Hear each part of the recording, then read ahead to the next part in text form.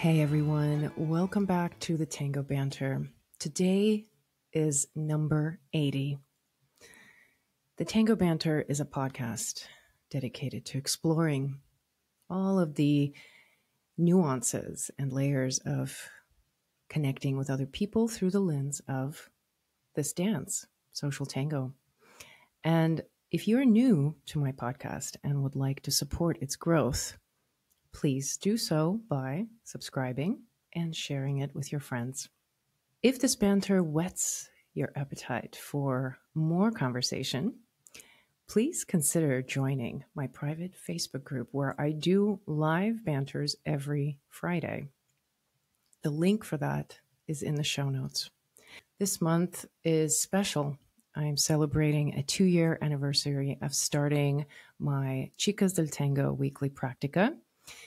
It's been going strong for 2 years, and my guest today is one of my original students who has been one of the most driven dancers in my little group. Since beginning to lead, Sarah Pettit discovered a new dimension in her dance, and it has had a surprising impact on her life, leading to worldwide travel and unexpected friendships with people she least expected.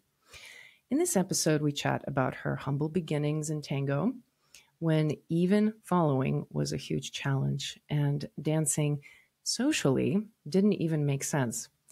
She just went to classes. Sarah walks us through her thought process as she grew as a dancer and the strategies that she developed to maximize her chances at the milonga as a woman in her 60s. She specifically points to the idea of reciprocity as a crucial element in her philosophy as a dancer. I left our banter feeling inspired, and I hope you get to feel some of that inspiration too, as well as have a few good chuckles. So here we go, everyone. Enjoy. Sarah Pettit. So you were saying that you just came back from yet another trip, which I feel like every time I talk to you, you're coming back from another trip.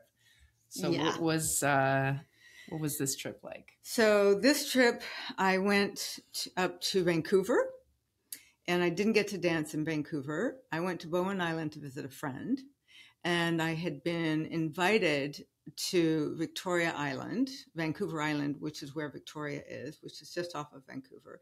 And they have a very sweet tango community. So there was dancing Friday, Saturday, Sunday. And Friday, it was like a little milonga that they have weekly. Saturday was at this woman's house, who I also ended up staying at, which is right on the water. Wow. Oh, my God.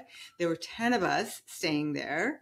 That was amazing. People from Seattle and people from Vancouver, and then the owners themselves. And this is probably their 6th or 7th time that they've done this private party. And they have tango in the living room, tango where they put the floor down on 2 levels leading down to the ocean. Oh my gosh. It was amazing. These things I fantasize about. It was incredible. Wow. And so this is what I love about tango travel is you get to meet 50 new people. Mm-hmm. And in that 50 new people, you find 5 to 10 gems. It's sort of like going through a bag at the gem store. You know, you're going through and you're like, okay, yeah, I wouldn't buy that. I wouldn't buy that. But then you find this thing and you have this dance and you're like, I haven't had an embrace like this. Wow. And I don't know how long, but this is amazing. And the connection is just like, you know, off the charts, and it's really exciting. And then you look forward to more of the same. And it was just so much fun. All these people, they've been there together before. And as it turned out, I knew most of them sort of vicariously, because my friend who I was visiting in Bowen Island was a dance choreographer. And so 2 of the dancers there taught at University of British Columbia, which is where my friend taught. And so they all knew Cornelius, and we were talking about Cornelius. And it was like this, like I felt like I already knew them And so, and then, you know, so we put all the snorers in one room and the rest of us were kind of spread out all over the house. Oh my gosh. So breakfast every morning was just wild. Dinner, of course, was wild, and up to all hours. So, yeah. And so you said this is a private event. It's a private. So the event at the house is a private event, but the other two events were not. But everybody from their community is invited. Interesting. Yeah. And then other people kind of come in who are invited. And this is their seventh time. There were a couple of misses for COVID, but yeah, so they've done it before. And they've had up to 200 people. This time there were like 150 maybe. Yeah, that's so interesting, because I was just talking about the whole idea of marathons and how things are kind of changing, and people are not necessarily very interested in going to big, very opulent events, and it's a little bit more about that intimacy that you might want. Was more intimate. This was definitely more intimate. Like, you never felt that there was a lot of people. Like at the milonga on the Friday night, there were probably 60 people. So it wasn't like a big. And did you lead as well as follow? I did. I was so proud of myself. I did more than once. Anytime I saw a woman leading, one woman, she totally rejected me. I was like, oh, this is what the guys go through. When I kind of like tried to peek at her, and she turned her head away. And then later I said to her, like, you know, anytime you'd like to dance, and she didn't even respond. Wow. Yeah. She just walked away. Walked away.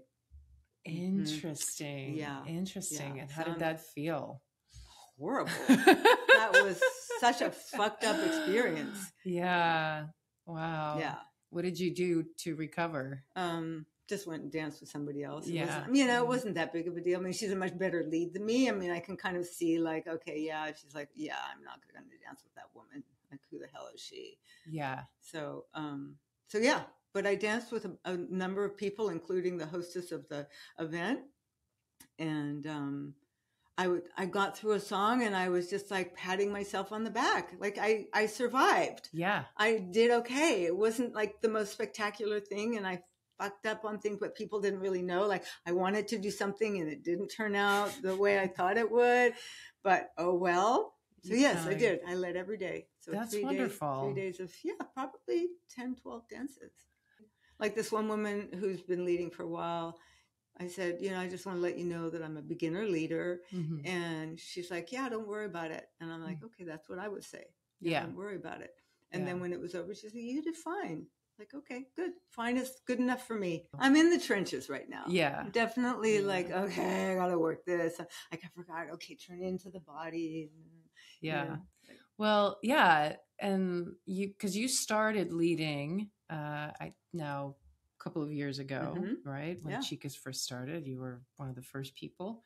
At that point, did you know how to lead anything? No. Or no? So nothing ever.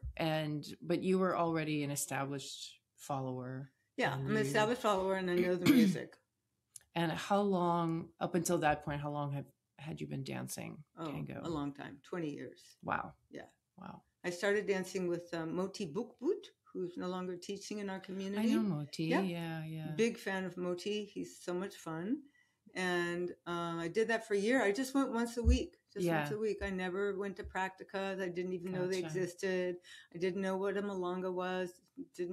Nothing. No, I didn't know about social tango. I just wanted to learn the dance. I was like, oh, this is kind of interesting dance. People are like, why don't you come out? I'm like, come out? Like, where would I go? Does that mean? McDonald's? Like, where are we going? So what drew you to tango in the first place? A patient of mine asked me if I would perform at her fundraiser for homeless women. And I have a dance background. Was a professional dancer. And I'm like, no, my days dancing are over. I'm not, I don't want to do that. And as I thought about it, like, I could do something simple like tango. Interesting. But wait, what was your conception of tango at that time? Well, Scent of a Woman. Aha. So you saw Scent of a Woman and you thought, oh, that's tango. I could do that. I can do that. I could do that. And what is it? What is the that? What did you that imagine was, it to be? there was a richness and a sensuality and a connection. And yeah. I also, I remember seeing that, and I think that movie always comes up for me as this cruel joke, because what they're in the film showing is actually not tango. It's not. Like, it's not There's tango nothing at about all. it. But because of really good cinematography Mm-hmm. and very skillful acting and all of that, yeah, it taps into some sort of unconscious connection to what tango represents.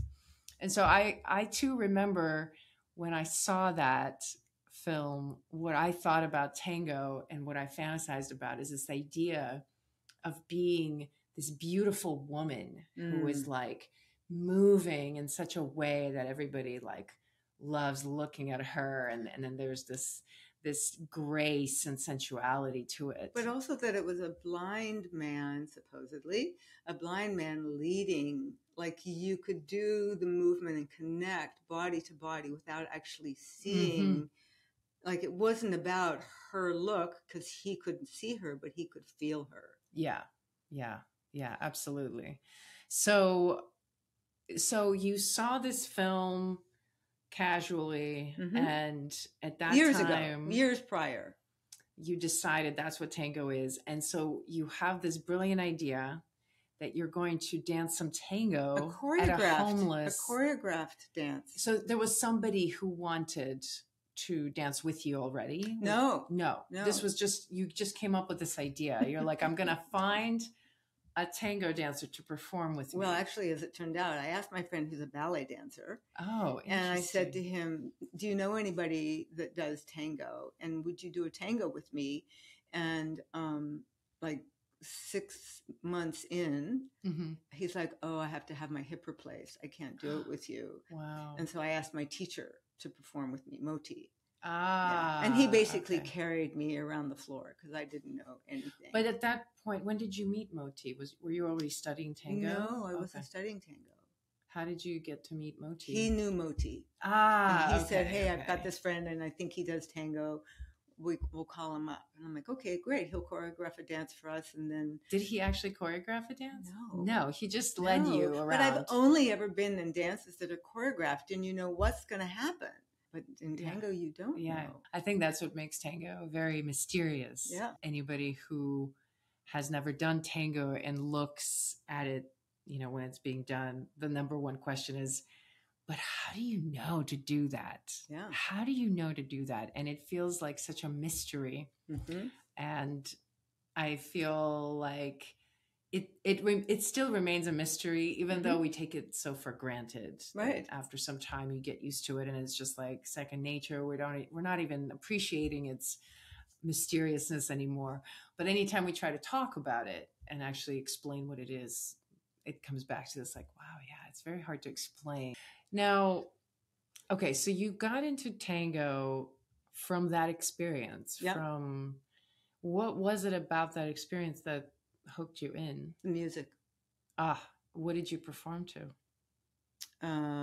Whatever Lola wants. No, you did not. Lola gets. So wait, that's not even a tango song. No. So you got into tango from watching a movie that did not actually have tango in it and performed to a song that's not actually a tango song. But he just nuevo. That's what got me was the nuevo. So it was the nuevo. Otros Aires and all those guys. So did you pick it up pretty quickly? No. It was hard. It took me years. Even following. I would expect. No. I'd show up the next week and I'm like, what? You have to cross this leg over this leg? Because I'm a leader in my life. People don't show me what to do. I'm like, I'm the one showing. Right? I am a leader in my house. I run my own business and I'm a leader. I get people to do things. That's what I do. Wow. And then, but no, tango, you have to give it up. So that was the hardest part to learn. Yeah. How do you have somebody rotate you this way and you actually go that way? Particularly if you have an idea to go the other way. Gotcha. It's like, well, why would you go that way? Why would you Gotcha. put your foot there on that note? Right. So how did you end up answering that question? What was Well, it? first I just had to give it up. Had to just go, okay, you want to do that? Fine. We'll do it your way. It's kind of like my marriage. Okay, you want to do it that way? Fine. We'll do it that way. But I think that this should be cooked this way. So like in my house, I do all the cooking because I know how I want it done. So, and that's one of the things I like about leading is like, because I know the music, I mean, I'm not doing what I want to do yet, but I hear it and I know like, wow, look, you could do so much with that. But you didn't start with leading. Mm-mm. How come? I really didn't have, well, first of all, I didn't see other women leading. Okay. So it's kind of like understood that if you went into tango, I mean, it was like that for me too. When I went in, it was like a no-brainer. There was not even a possibility that a woman would lead. Right. Yeah. I have to say, like when I think, if I was to think of like the top 10 dances that I've had in my life, at least 3 of them have been with women. Like the women are potent forces. Wow. Yeah. What do you think it is about dancing with women? I don't know. There's a richness to it. I danced with some woman in Spain. She was a teacher. And I was like, oh my God, you just like went right into my body. Like it was just like remarkable. I think women are open differently and maybe have less of an agenda. And they're not trying to show something or prove something in any way. That's my experience. Like it's just, let's just dance. Do you think that being able to both follow and lead helps?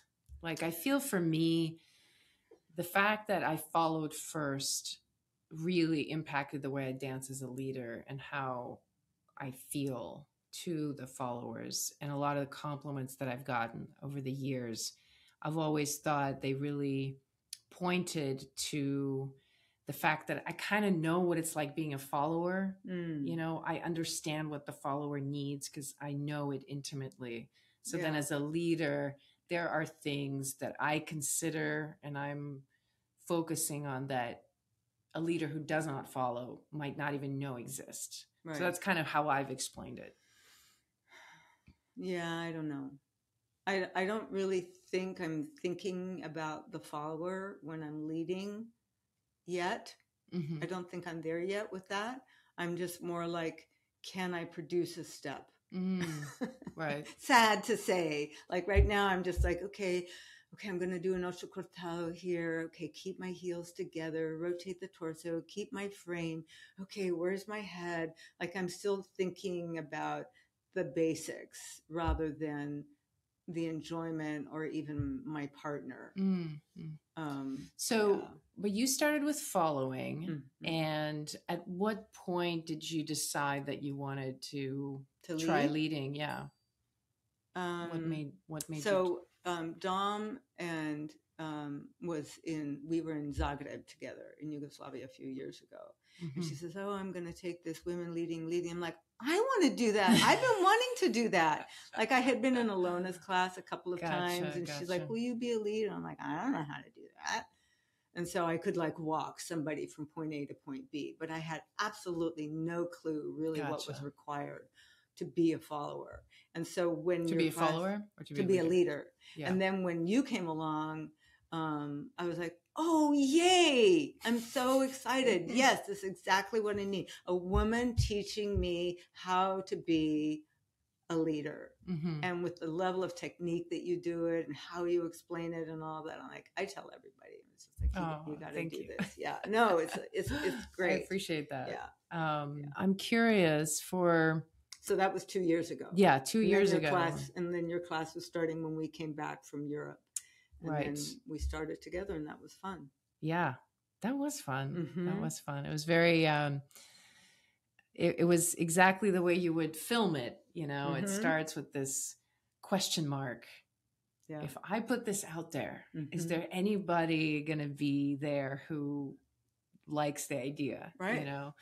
And I remember I kind of tried to get it started before COVID. Mm-hmm. I tried a few times to start classes for women leading, but I always chickened out Mm-hmm. because I just had so many doubts Mm-hmm. in my own ability and whether I was good enough to take on that role of teaching other women to lead, and did I know enough, and all these Yep. questions. Yep.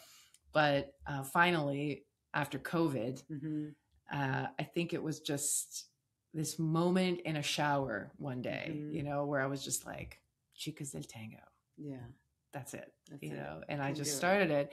And then, it started with a handful of women. And it feels like the thing that I knew right away when I started it is that it was going to be a long-term investment, Mm-hmm. because you're 2 years in, Mm-hmm.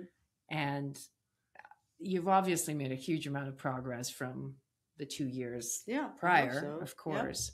But even after 2 years, it's still a lot of work. It's a lot of work, and I'm very much a beginner, but I don't mind. And I've had a lot of guys warn me, you're not going to be as good of a follow once you start to lead. You've had that comment More than once. I've had guys That's so interesting. worried that my following ability is going to go down the tubes. What They think I'm going to become from? harder. I mean, several people have said, the followers become harder to lead and da da da da da. Yeah.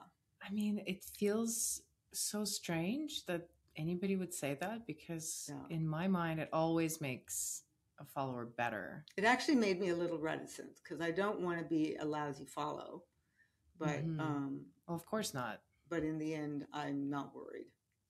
Yeah, because I mean, even if you assess yourself, like, do you think you are a worse or a better follower now? Better, of course, hands down. Yeah. I mean, for me, learning to lead actually illuminated so much about my own mistakes and blind spots that you're not aware of until you feel it as a leader, and suddenly you're like, wow, didn't realize this felt so shitty. Hold up. So for me, things like posture, losing balance, why that happens, or even just the mistakes in the alignment in my arms. Like, there was so much revealed from learning the opposite role. And I do believe that if we had men leaders who decided to learn to follow, they would get better at leading. I've also observed that. I agree. And also, I mean, my experience with a lot of guys is not all guys go to classes regularly. So that would be a way for them. Like, I don't really take classes as a follower much anymore, which is kind of disappointing. My classes now are classes on leading. Yeah. And why do you say it's disappointing? Well, I kind of got bored with my own dancing. I'm kind of bored with my own dancing. So I don't. Because you feel like you're not getting much from the classes. Yeah. It does seem like the structure is sort of outdated, because it's still very much taught like, okay, leaders, you do this, you follow the leader. Yeah. And then, it's a little bit. Well, and also the way you teach, you don't teach, first you're going to do an ocho cortado, then you're going to do a barrida, and then you're going to da-da. Like, you don't teach that way. And so already you're teaching how tango really is, which is like, okay, you've got the basics, but how you put it together is up to you. And so, whereas most classes are really, here we're going to do this spectacular move, and then you're going to practice it until you're blue in the face, but then it'll be the only thing you know how to do when you go to the milonga, right? But then you might not even remember it. And you might not even remember it. And then you're really frustrated. And then you're like, oh, my memory's going, or it's not in my body yet. So how do I retrieve it? Yeah. And it really feels like tango is sort of a long-term game, just in terms of to learn it, to be able to actually do it. It just takes time for it to sort of process inside your body, right? No so question. Even though in 2 years, anybody who might look at you as a leader, they might say, wow, she knows how to lead. Right. Because you have the basics, you can stay in line of dance, you know, the basic etiquette. Yeah. So you're like a fully functional leader, right? I am. Yep. And it's still also the case that you're a beginner. You feel like a beginner because you're still dealing with these fundamental things. Right. And I think there's a lot of anxiety for a lot of women who are thinking about leading, Mm-hmm. but then they have this voice inside themselves saying like, oh no, it's too complicated. It's too, like, I'm not there yet. I haven't mastered following yet. I don't, you know, it's going to be, you know, too mysterious, too whatever. Yeah. And a lot of times I think it comes from this fear that somehow we're not equipped to handle it. Right. But I think, like, just watching the group, you know, chicas over the couple of years, it's like right away you guys were already equipped. Right. Like, you could understand the basic concepts, no problem. You could integrate, you could fix your mistakes, you were ready to work. So the transition to actually starting to lead was pretty quick. Right? Yep. But then the rest of the time is spent just refining. Yeah. I mean, for me, like the first time that I went to a milonga and actually led, I mean, thank goodness it was somebody that I knew from class, one. Two, we split it, you know, one you, one me, you know, because it's exhausting. Is it? For me, it's still exhausting. Like so much thinking and, oh, what about that? And yeah, okay, well, wait, that's like 5 steps. That's it. That's all I could produce over that whole 3-minute song. Like there's a lot of like, well, I want to do this. Oh, I already missed the music. And for me, that's just exhausting. And so then I like, then my partner will do something. I'm like, oh yeah, that's right. We have this and we've got this. And then the next song becomes even better and more exciting. And but it's I'm definitely a basic dancer. No question. I still feel basic myself. Do you? Honestly, God. Even after all these years of studying it, but I think some of it has to do with what you're aspiring to. Right. You know, if you're looking at a dancer who's... No, I aspire to be an excellent lead. So for me, looking at the people that I admire, of course, the benchmark is pretty high. Right. And I think it should be. I think you should have that feeling of... Well, I know what's possible. For sure. Yeah. And it's also... I mean, the moment you actually get that benchmark, I think you already are working towards it just by holding it there. Yeah. And it's only a matter of time that you Absolutely. get there. But then you need a new benchmark. Yeah. And so for me, I guess I got to this place where I was like, what about no benchmarks? What does it mean to dance without a benchmark, where I'm not like trying to dance like someone else or trying to do as many things as someone else is doing. Right. And what else is there if that's not there to take its place? Right.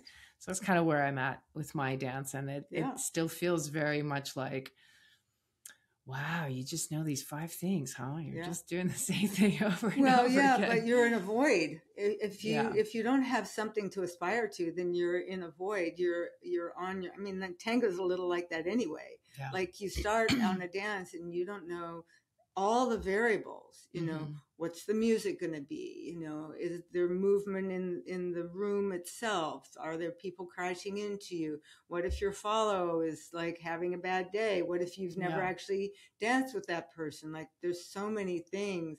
So that's the void really for me. It's like, okay, well, we're embarking on this journey together. That part's fun, but it could go south and has. Yes. That if something is bad, it's not a personal vendetta against you. It's just a fact of life. There must be bad things as well as good things. So there must be bad dances. I've had them as a leader, that's for sure. Yeah. As a follower, I mean. Yeah.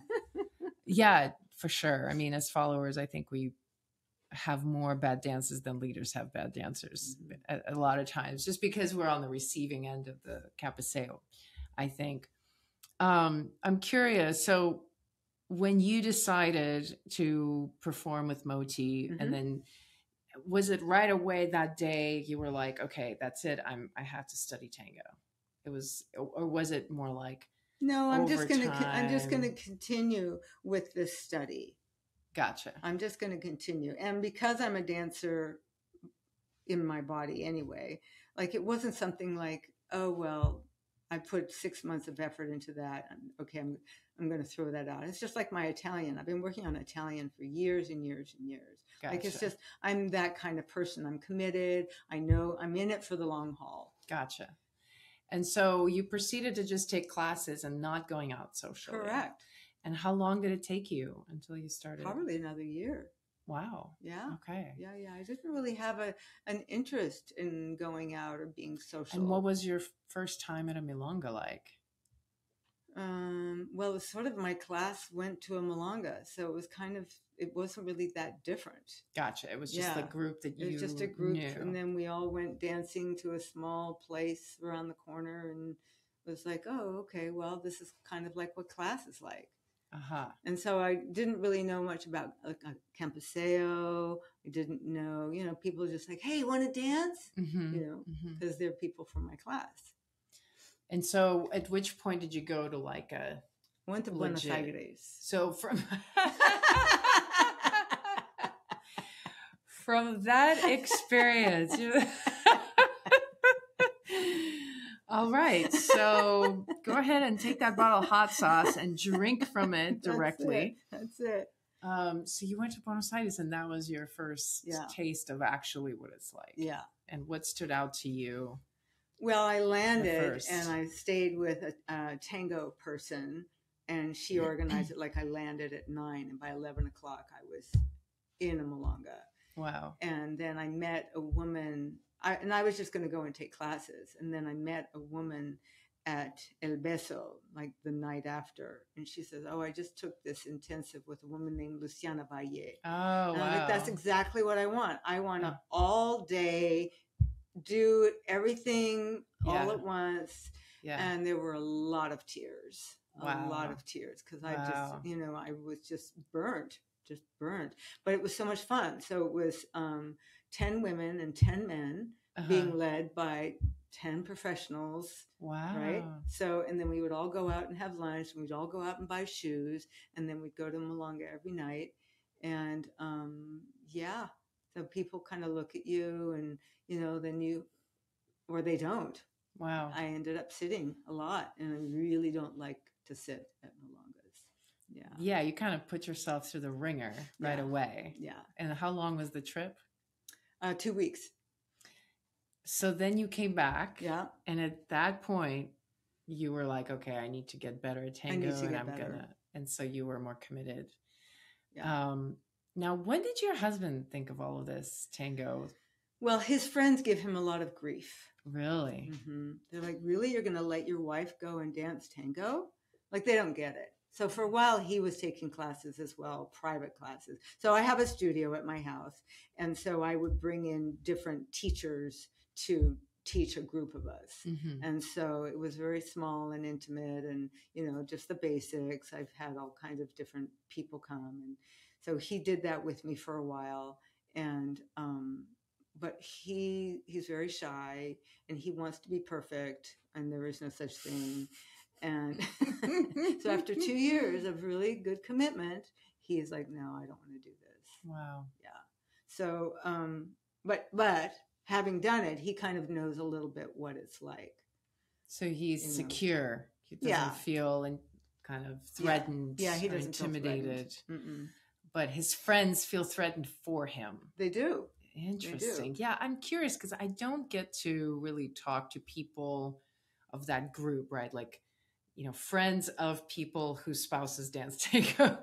And I'm curious, what is it that they're afraid of? Is it like basically that dancing tango is equivalent to like having an affair of some kind? Is that like the fear? Yeah. That there's some sort of sexual or sensual, it's the word or I'm just looking like for, the level of contact, like it's too intimate. It's very intimate. It can be. The closeness is not something that you experience anywhere else in life, really, except in your home.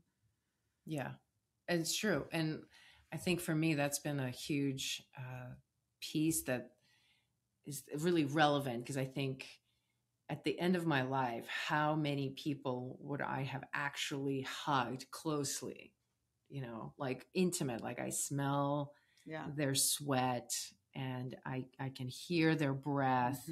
I can smell their body odor and their mouth breath and everything. And like their sweat is dripping on you. And their sweat is on your face. And somehow, to me, that's an achievement, because I think about COVID and how we didn't have that access, Right. And to me, I value that a lot these days. So it does seem like for people outside of tango who don't really relate to this idea of like, oh yeah, on any given night, you're just going to go and you're going to be like, hugging and smelling this person. And then you're going to do that with 30 different people. It's really I tell people it's a meditation for me. I literally cannot think about anything else but be totally present. If I think about, oh, did I turn the oven off, I've already missed 10 steps. Wow. And so so it invites presence like nothing else in my life, except for when I meditate myself. But I've heard other people refer to their experience of tango as a meditation, like saying, I can't meditate in other ways, but when I dance tango, this is the closest I get to meditation. And to me, it seems like it is meditation. I wonder if we ever have a chance to like put, electrodes on our head while we're dancing. I bet they would find that the brain states that we're accessing are probably very similar to meditation. I mean, sometimes when I come out, I like, where am I? Who am I? What city am I in? Who am I dancing with? What's my name? No, it's pretty dramatic. So you come back from Buenos Aires and now you're on a journey, you're committed, you're going to do it. Your husband decides to let you go and you've been happily living this way.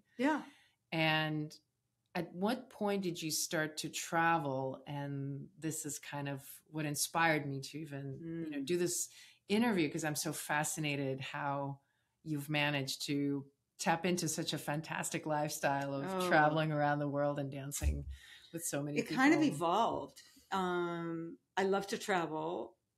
My husband doesn't like to travel. So another way that you guys are very opposite. We are in many ways. So I have a friend, Amadea, and she's a painter. And so we like art. She's an artist. I'm not an artist, but we like to travel. So several years we studied with Ciccio one year in southern Italy, and another year we went and studied with. So we went, and then every city that we went to, let's look for the local milonga. And this is the beauty of the internet, right? You go online, milongas in Rome, milongas in Venice, milongas in da da da da. So now, and I actually prefer to go to milongas than actually marathons, and for sure not festivals. Can't handle festivals as a woman. Because you don't get as much dancing as you want. But if you go to Milan and you show up at a milonga, you're new meat.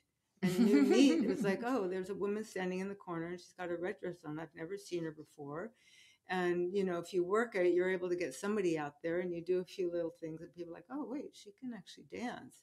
And then you end up dancing the whole night. Or sometimes, like the first time I went to Milan, I met this guy online. I asked him if he would teach me. We didn't have a phone. We decided that we would meet at such and such a place at such and such a time. Pouring rain. He and his wife picked me up. He takes me to his studio. We have an hour lesson. And then he and his wife took me dancing. Wow. So generous. I danced all night. I'm like, okay, well, we're going to do that again. So we had another lesson. We went to another milonga, right? And then I met a couple of guys and they're like, well, I'll drive you home. I'm like, yeah. So sometimes, and it just kind of worked out that every night, because he liked dancing with me, because I'm such a different dancer than his wife, the third night, they took me to their home. They fed me dinner. Like, where are you going to get where you go immersion into the culture immediately? You're not a tourist. You're there. You're in it. And you got to practice your Italian. And I get to practice my Italian. Yeah. Because, you know, a lot of people don't speak English. And even if they do, I want to speak Italian. So you just started to travel through connections with different people. Yeah. And different people ask you on a trip and you go and then you make the next connection, which is such an organic and natural way of doing it. And I feel like this is the kind of art that we've lost to a certain degree. We don't really know how to connect with people outside of prescribed codes. You know, with tango, it's like, okay, you go to a milonga, women sit over there, men sit over here. Yeah. And that's one way of doing it. Right. But then I'm realizing there's all this other tango that can happen that is on this other plane. Yeah. That's much more childlike, almost like you're going on a journey to discover. Yeah. And it's fun and you're making friends. And that's for me what travel is. So one year, Amadea and I were in Paris and we go to Milonga and there's two guys and us.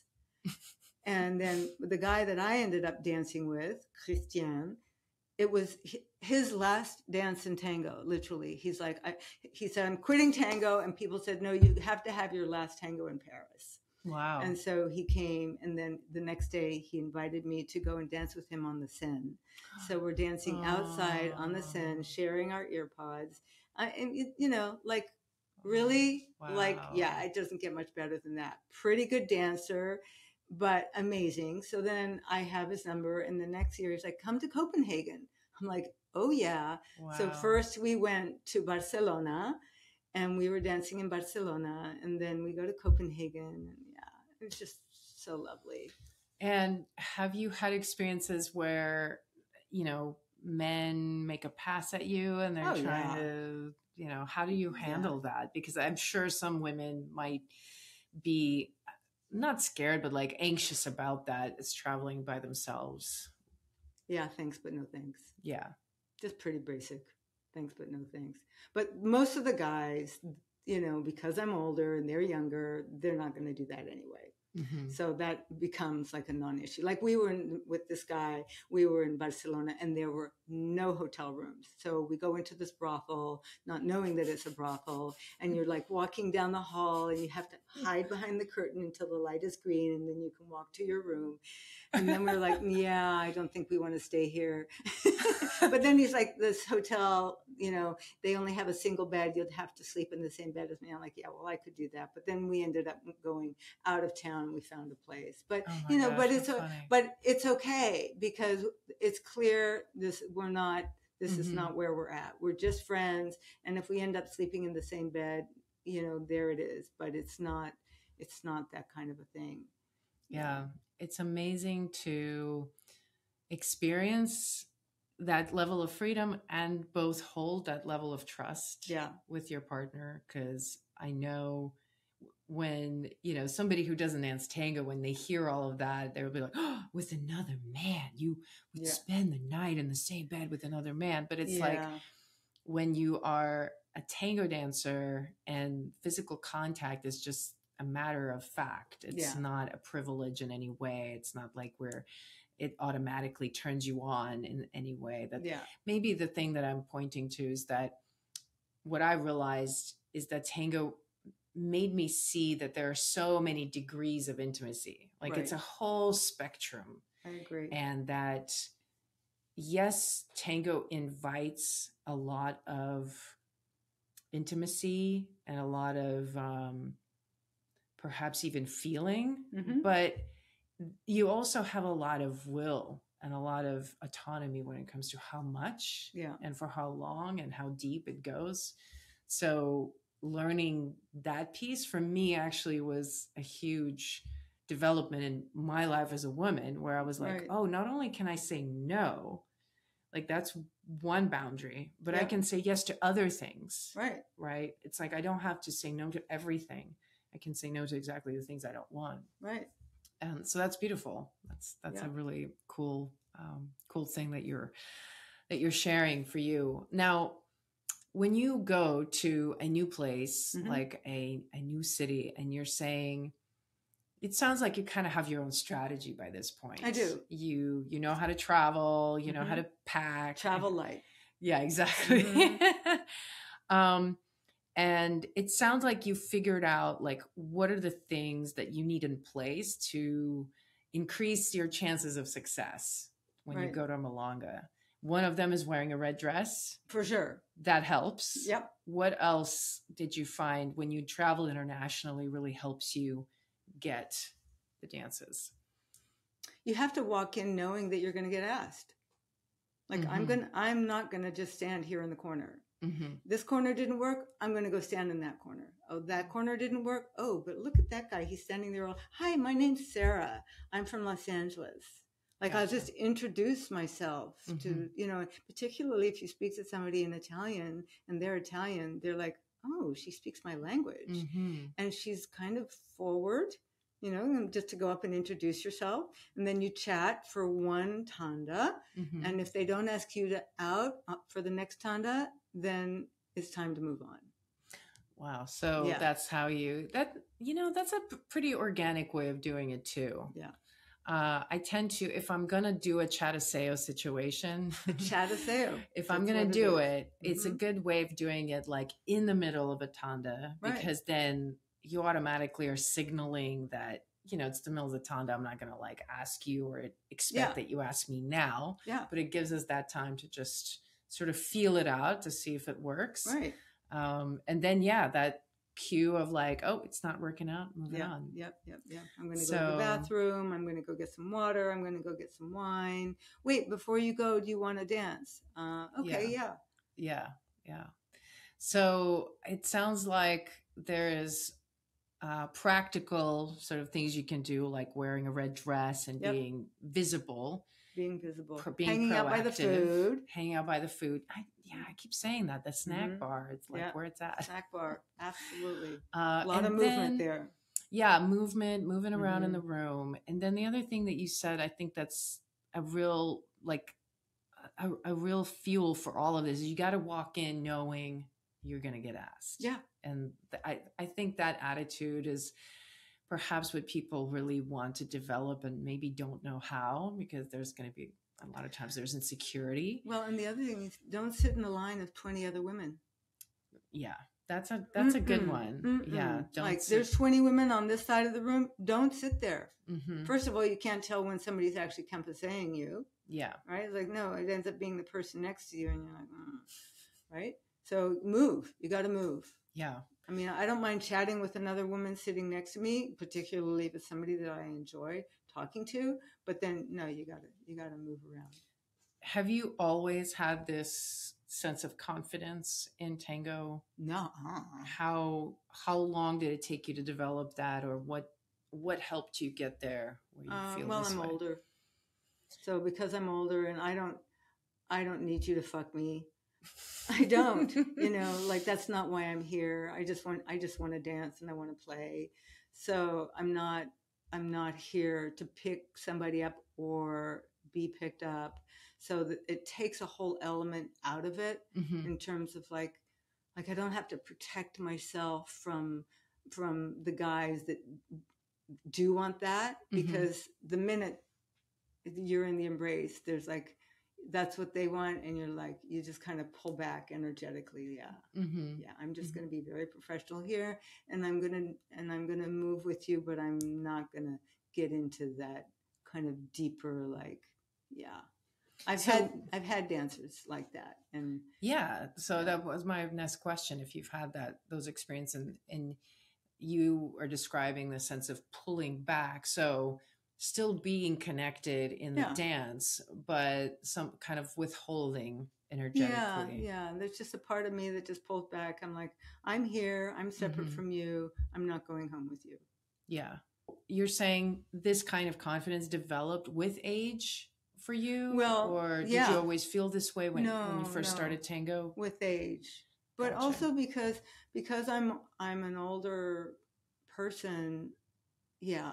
It's just, I mean, people don't whistle at me when I go down the street anymore, so I don't have to deal with that level of they don't objectify me like they used to when I was younger. Do you mind me asking how old you are? 67. 67. Yeah. Like even at the airport, a guy goes, "Wow, you're really spry. How old are you?" And I was 67. He's like, "Really?" I'm yeah. Spry is a very good word. I love to describe that word, you. Spry. I have to use that more often. Yes, I thought that's right. That's exactly how I would describe you as well. Yeah, you're describing this phase that women perhaps are really scared of, where it gets into this place where you're not being objectified. And I think I've heard this sentiment a lot, that as women age, it's like there's this anxiety about their tango. That I had somebody the other day said, I'm just kind of thinking of what's going to happen after tango. What comes after tango? Right. And I said, why are you thinking about that? And she said, well, I'm getting older and I'm not getting noticed as much. Right. And I sense that every woman has this little bit of anxiety. I don't get asked by a lot of younger men who are on the scene to pick women up. I don't get asked.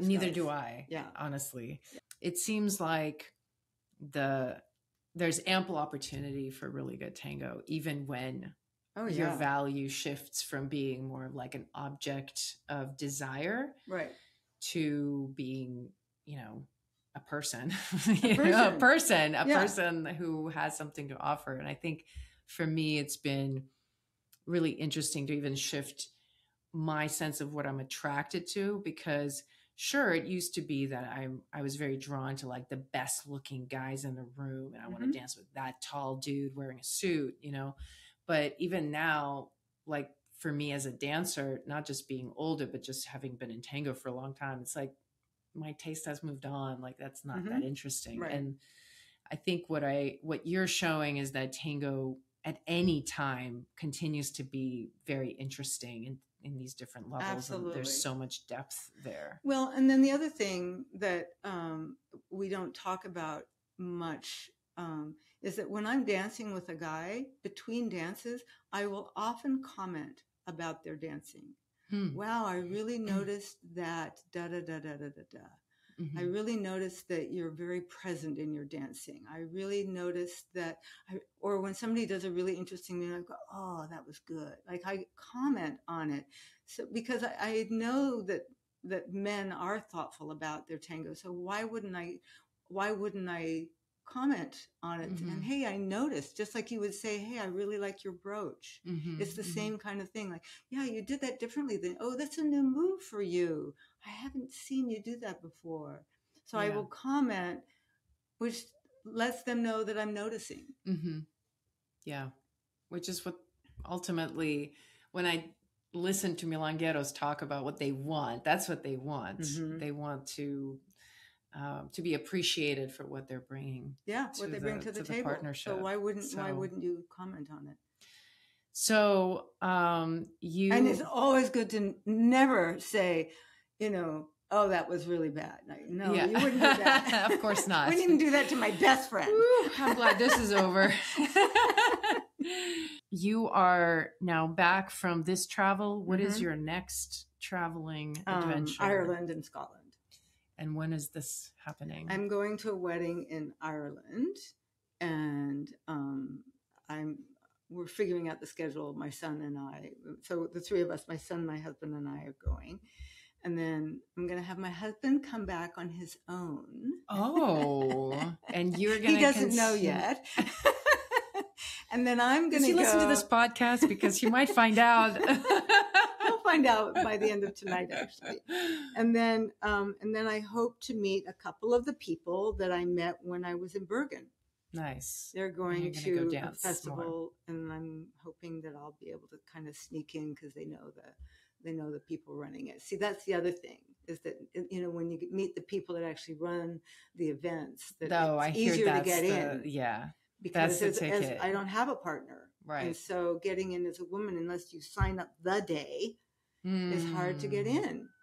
And that seems to be a real problem for the events. I don't have a partner. Yeah. I hear of women having to pay for a partner to join them for their ticket and their time. Like, so they like a taxi dancer for the whole event. Well, and I'm willing to do that. You are. Absolutely. You're into the taxi dancing. I'm not into it, but if that's what it takes. If that's what it takes, you'll do it. Yeah.